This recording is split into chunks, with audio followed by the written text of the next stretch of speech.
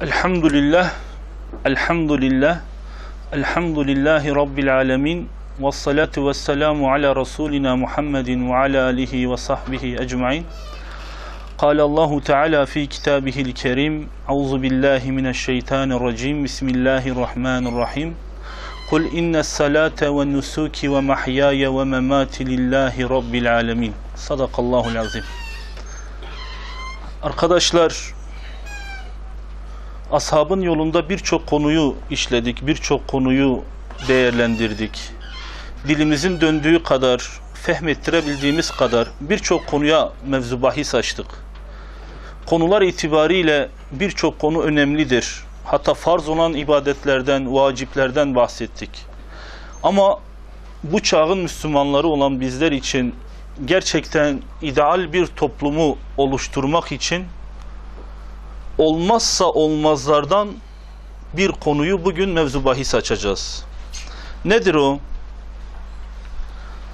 Mesela ben konunun ismini direkt söylemeden önce şöyle söyleyeyim. 124 bin peygamberin gönderilmesinin sebebidir. Yine hakeza yüz binlerce sahabenin bu topraklara veya Arabistan topraklarına çıkmasının sebebidir. Nedir o? Emri bil ma'ruf, nehyanil münker. Biz bu kavramı ya hiç anlamıyoruz ya da bu kavramın altını dolduracak ufak veya büyük adımları bilinçli bir şekilde atmıyoruz. Atmıyoruz demiyorum, bilinçli bir şekilde atmıyoruz. Nedir? İyiliği emretmek, kötülüğü de nehyetmek, sakındırmak. Dedim ki 124 bin peygamberin gönderilmesinin bir sebebidir de aynı zamanda. Çünkü eğer bir toplumda iyilik emredilmiyorsa, kötülük nehyedilmiyorsa artık o toplum kendi kıyametine doğru en büyük adımı atmıştır. Peki nasıl olur da bir toplumda iyilik emredilmez, kötülük nehyedilmez? Bunu yapacak bir nüve kadronun yok olmasıdır. Şimdi biz kendi yaşadığımız bu coğrafyayı bir göz önüne alalım. Mesela biz iyiliği bizim bu coğrafyada kim emreder? Biz onu hasrettik bir tarafa. Mescitteki cami imamlarımızdan başka hiç kimse iyiliği emredemez maalesef. Edemez. Etmiyorlar değil, edemez. Mevcut yaşadığımız ortamda biri birine niye namaz kılmıyorsun? Bak namaz Allah'ın farzıdır dediğinde artık öyle bir toplum haline geldi ki karşı taraf Allah razı olsun. İyi ki de hatırlattın. Vallahi çok önemli bir ibadettir. Belki de senin vesilenle ben bu işe başlayacağım diyeceği yerde sana ne kardeşim? Bakın iyilik ya. Biz neye iyilik diyoruz? İnsanların iyi gördüğü şey iyilik değildir. Eğer bir şeye Allah iyidir demişse o iyidir. Bu ölçüyü belirleyecek olan tek yüce zat Allah'tır. Millet değildir, insan değildir. Hükümet değildir, kanun değildir. Allah'tır. Çünkü eğer bir iyilik kavramı insani olarak değerlendirdiğinde belki de zenci için iyilik başka bir kavram, çekik gözlü için başka bir kavram, beyaz adam için başka bir kavram olacaktır. Onun için iyiliğin tesisini, iyiliğin tanımını ancak Allah yapar. Ya münker, bizim sınıfta kaldığımız bir şey. Biz bir şeye şu kötüdür dediğimizde kişi, o insan, karşı taraf ona kötüdür diyemeyebiliyor. Kötülüğün men'i de sadece kendisine görev olarak maaş veren adamlara adlettiğimiz için, hasrettiğimiz için toplum ideal bir toplum seviyesine gelmiyor. Ne diyor Allahu Teala? Siz insanlar içinden çıkarılmış en hayırlı ümmetsiniz. Bu ayet şu kadar olsa ne kadar güzel. Siz insanlar içinden çıkarılmış en hayırlı ümmetsiniz. Niye ya Rabbi? Niye en hayırlı ümmetiz? Sebebi nedir? Yani niye Yahudiler, Hristiyanlar değil de biz ümmeti Muhammed aleyhissalatu vesselam en hayırlı ümmetiz? Çünkü sizler iyiliği emreder, kötülükten de sakındırırsınız. Biz bu işi, bu farziyeti, kimisi farz-ı kifaye diyebilir, kimisi farz-ı ayn diyebilir. Ama şurası bir mutlaktır. Müslüman toplumda İslami kanunlar azınlık halde ise bilin ki o toplumda emre bin maruf, nehy anil münker farzdır, farz. Farz-ı ayn'dir. Yapılması mutlak olan şeydir. Geliyor Allah Resulü aleyhissalatu vesselam. Hira'dan iner inmez başlıyor tebliğ yapmaya. İnsanları hakka çağırmaya. Açın kitapları, okuyun. Bakın o kitaplarda Allah Resulü'nün nübüvvet öncesi müşriklerin diliyle tanımı nasıldır? Yer Mekkelik 10.000 nüfuslu Mekke ahalisinin en emin adamı diyor. Yetimlere merhamet eden, yolda kalmışların, gücü yetmemiş insanların gücünü hafifleten, akrabalık bağlarına riayet eden, iyiliktir bunlar. Geliyor, bunun üzerine ayet iniyor ve bu Allah Resulü'nü pişiriyor. Belli bir süre sonra, hani parmakla gösterilen Allah Resulü aleyhissalatu vesselam, ya eyyuhel muddessir kum fe enzir ayetinden sonra, kalk, artık sen bir kalk, hele bir ayağa kalk. Ne yapayım? Emre bin ma'ruf nehyanil münker. Kalkıyor, başlıyor, anlatmaya başlıyor, söylemeye başlıyor. Bir taraftan Ebu Leheb kalkıyor, bir taraftan Ebu Cehil kalkıyor, bir taraftan Velid bin Mughire kalkıyor ve bütün insanlar tek bir elden Allah Resulüne saldırmaya başlıyorlar. Yahu daha önce, fazla değil birkaç yıl önce siz bu mübarek zata kendinizin en emin insanı olarak tanımlamıyor muydunuz? Evet. Peki ne değişti? Emre bin maruf, nehyanil münker. Allah Resulü dedi, hayır bu iyilik değildir. Sizin yaptığınız şunlar iyilik değildir. Ancak iyilik şunlardır. Hayır dedi, Lat, Uzza, Menat. Bunlar kötüdür. Bunlar batıldır. Bunlar atılması lazımdır. Söylediği andan itibaren artık savaş başlamıştır. Şimdi anlıyorsunuz değil mi? Niye biz şu Müslüman toprakları üzerinde bir türlü emre bin marufu nehy anil münker müessesesini tesis edemiyoruz? Söyletmiyorlar. Allah Resulü aleyhissalatu vesselam kendi ilk toplumunu oluşturduğunda, bir topluma muktedir olduğunda, hakim olduğunda, Medine'ye gittiğinde, ikinci ve birinci Akabe beyatlarında sahabeler geliyor, kimisi 12 kişilik kafilelerle, başka bir yerde de 70 küsürlük bir kafileyle Allah Resulüne geliyorlar. Ya Resulallah diyorlar, ağzını aç, konuş. Sen biz Medine toplumundan ne istiyorsun? Şimdi sen Mekke'den kalkacak ve Medine'ye geleceksin. Sen bizden bir takım şartlar istiyorsun. Biz de sana biat edeceğiz, söz vereceğiz. Sen bizden ne istiyorsun? Bize say.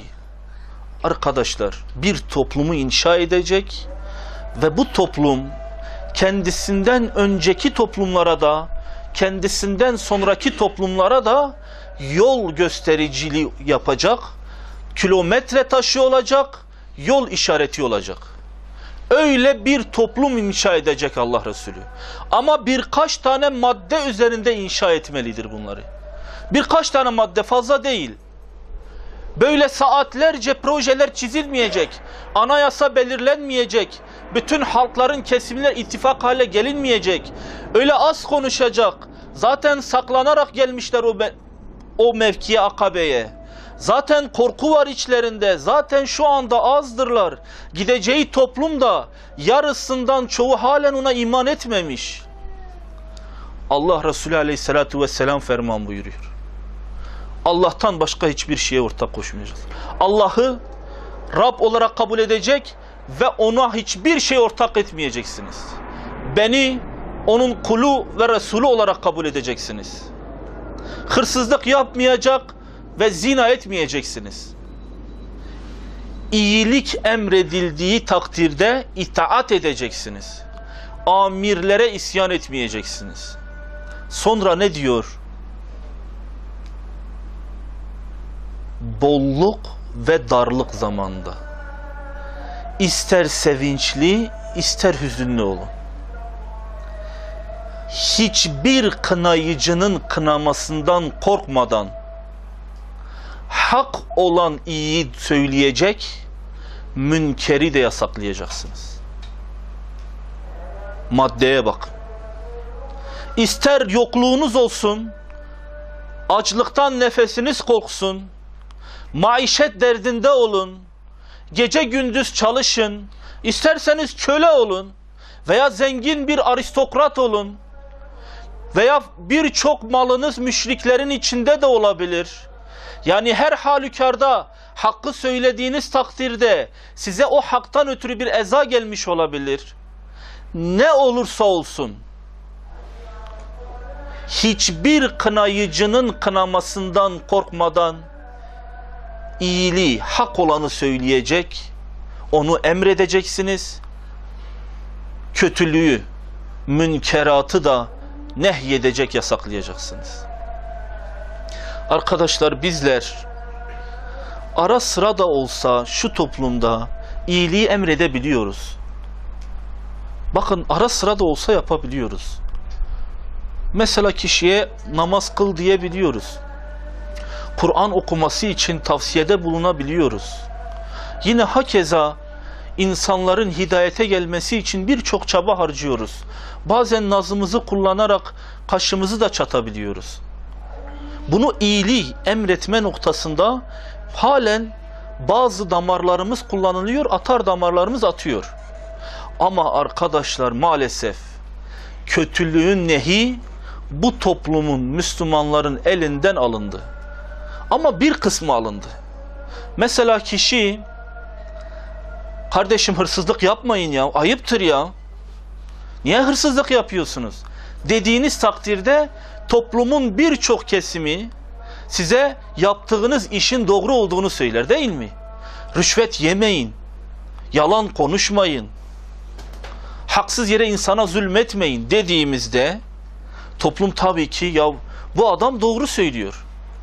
Ya kardeşim, fuhşiyatı yaymayın, ulu orta yerde edepsizce hareketler yapmayın denildiğinde sen bu toplumda hakir görülüyorsun, ötekileştirmiş olarak insanları görüyorsun. Arkadaşlar, işte hali pür mealimiz bu. Onun için yeni baştan bir şeyler yapılabilir mi? Yapılabilir. Allah-u Teala yine Ali İmran suresinin 104. ayetinde sizin içinizden insanları hayra çağıran, iyiliği emredecek, kötülükten alıkoyacak bir topluluk bulunsun diyor. İçinizden bulunsun. Yani bunu yapacak birileri olsun. Yaptık, ne oldu ya Rabbi? İşte gerçek kurtuluş erenler bunlardır. Allah nasip etsin. Allah Resulü Aleyhisselatü Vesselam, her kim iyiliği emreder, kötülükten nehyederse, yani bunu kendine dert edinmişse, işte ben varım, Allah ne emretmiş, iyilik adına Kur'an'da ne emretmişse ben onu yapacak ve gücümün nispetinde de onu yaymaya çalışacağım dediyse, münkeratı da elimin gücümün nispetinde yasaklayacak ve kendim de bu iş için münkeratın yayılmaması için karınca misali çalışacak, gece demeyecek, gündüz demeyecek demeden çalışacağım diyorsa, diyor Allah Resulü aleyhissalatü vesselam, o kişi Allah'ın halifesidir. Peygamberin halifesidir. Müminlerin halifesidir. Neymiş o kişi? Allah'ın halifesidir. Peygamberin halifesidir. Müminlerin halifesidir. Yani Allahu Teala, ya yok mu bir adım öne atılacak? Yok mu yiğit? Yok mu adam gibi adam? Yani içinizden böyle birileri yok mu? Böyle kendini Allah uğrunda feda edecek.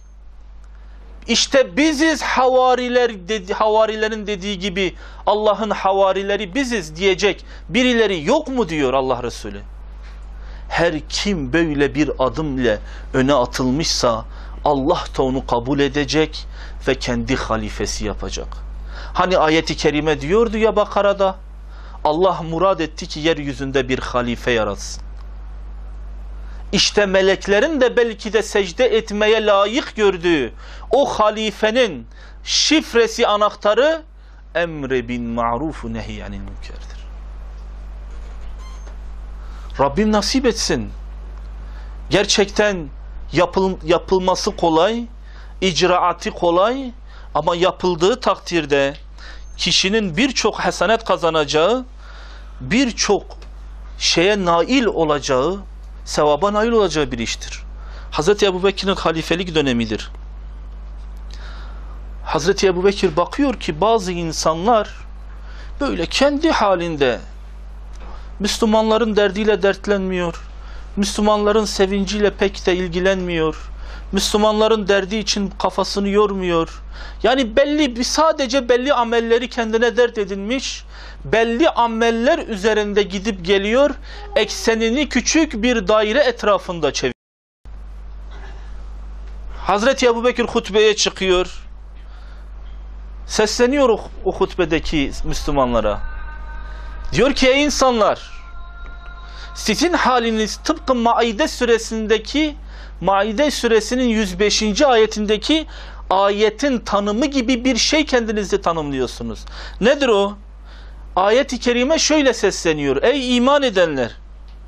Siz kendinize bakın.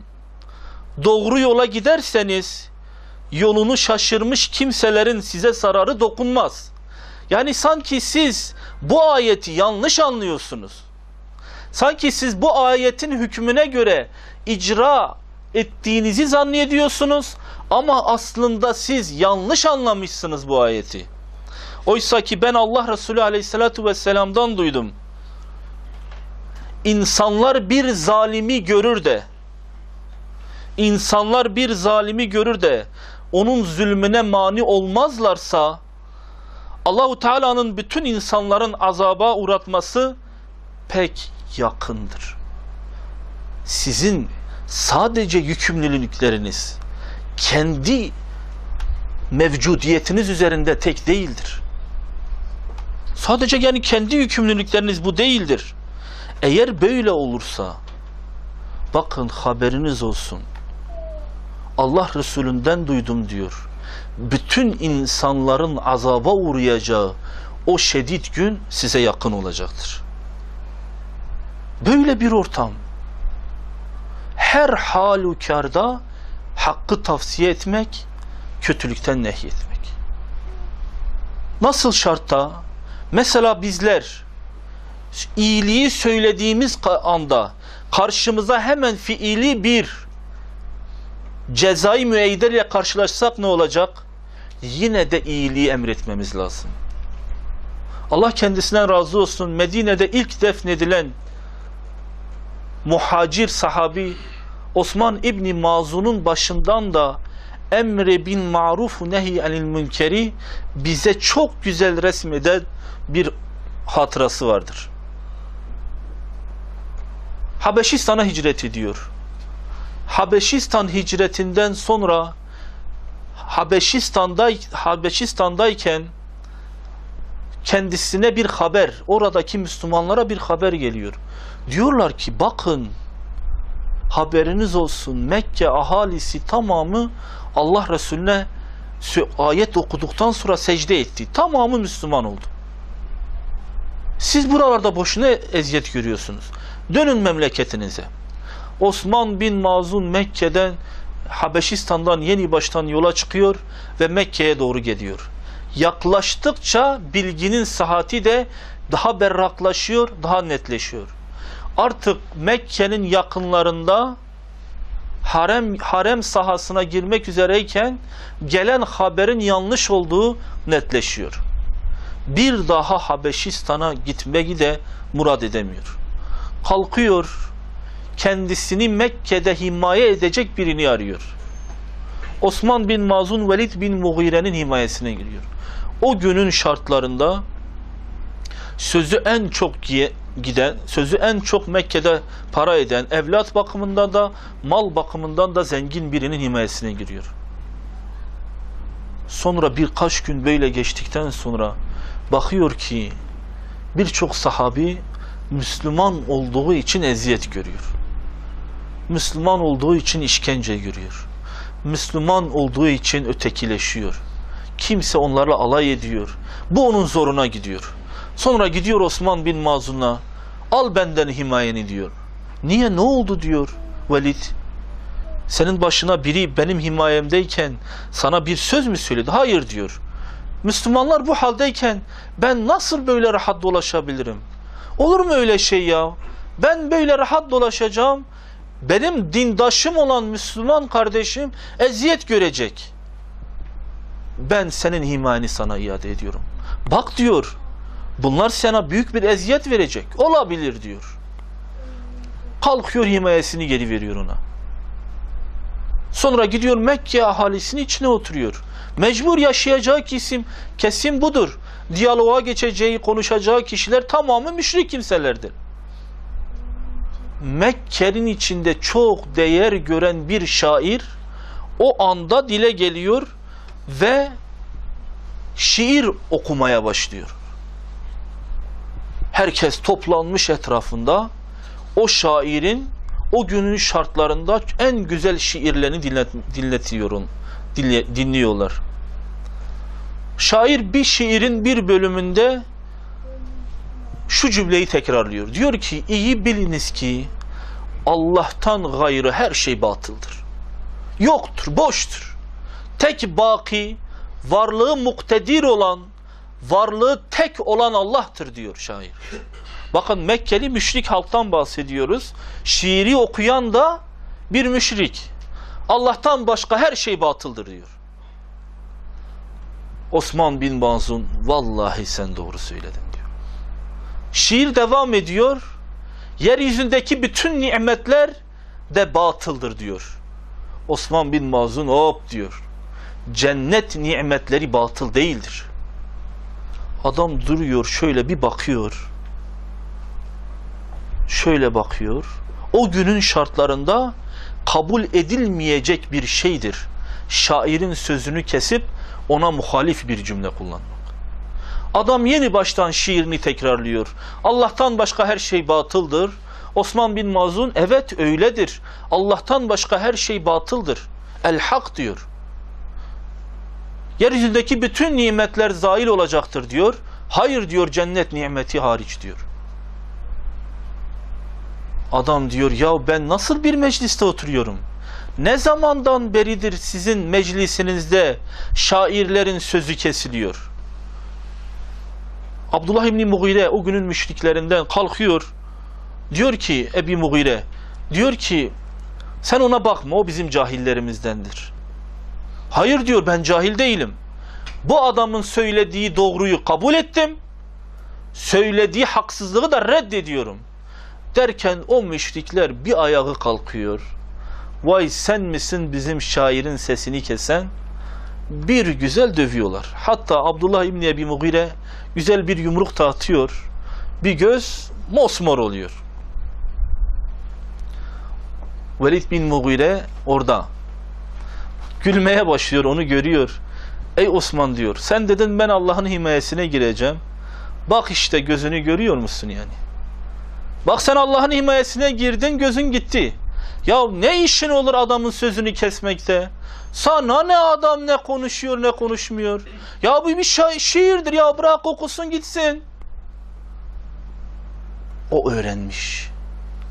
Nerede olursa olsun. Dayak mı yiyecek? İşkence mi görecek? Hangi mecliste olursa olsun. Sahabe toplumu. Hakkı söylemek boyunlarının borcu. Kötülüğü nehyetmek kendileri üzerinde bir ferman. Dönüyor ona diyor ki, ey Mughire, vallahi şu anda şu beden uzuvlarımın içinde bana en sevgili uzuv şu morarmış gözümdür. Keşke şöyle bir ortam daha olsa da emri bin maruf ve nehy anil münker için şu gözü dahi verebilsem. Nasip etsin Allah. Rabbim bize de böyle bir emri bin maruf nehy anil münker farizasını eda etmeyi nasip eylesin. Çoktur. Bir dahaki bölümde inşallah devamını getirelim. Allah-u Teala sizden razı olsun. Ve ahiru da'vanen elhamdülillahi rabbil alemin.